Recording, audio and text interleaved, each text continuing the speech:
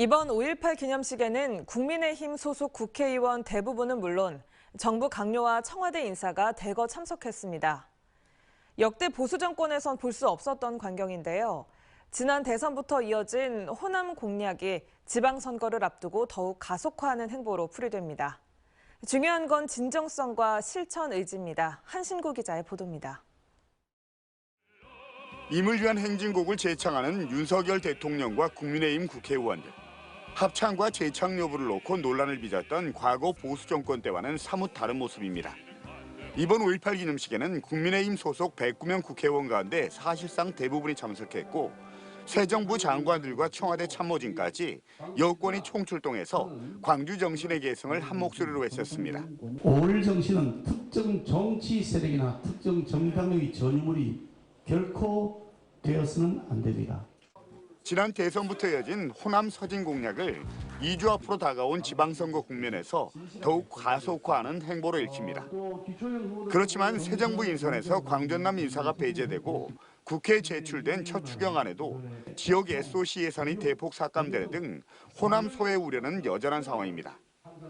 때문에 호남 민심을 향한 이런 구애가 진정성을 의심받지 않기 위해선 말이나 겉모습만이 아닌 강력한 실천 의지가 뒤따라야 합니다.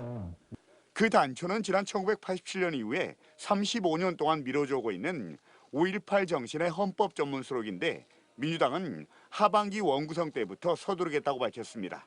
헌정개혁특위를 만들어서 헌법 개정을 본격적으로 논의해야 한다고 보는데 5.18 광주 정신이 헌법 전문에 포함되는 안을 윤석열 대통령이 이번 기념사에서 헌법 전문 수록을 명시적으로 밝히지 않은 만큼 이제 그 공은 국회로 넘어왔습니다.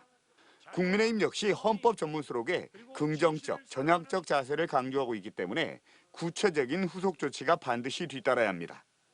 노무현 문재인 정부 때 두 차례나 보수 정당의 반발과 불참으로 5월 정신의 헌법 전문 수록이 무산된 아픈 전례가 있기 때문입니다. 이런 큰 틀에서의 정치적인 논의와 함께 갈 수 있지 않을까 생각하고 당연히 언젠가 우리가 개헌이 된다면은 이 5.18 정신을 헌법에 담는 문제는 그것은 이제 양당 간의 이견이 별로 없는 문제일 것이다 이렇게 생각합니다. 이례적으로 보일 만큼 과거 보수 정권 때와는 달라진 윤석열 정부와 국민의힘의 5.18 기념식 행보. 진정성 있는 후속 조치와 실천 의지가 그동안 꽉 막혀있던 호남 민심 혈맥도 뚫고 지방선거에서 의미 있는 성적도 거둘 수 있습니다.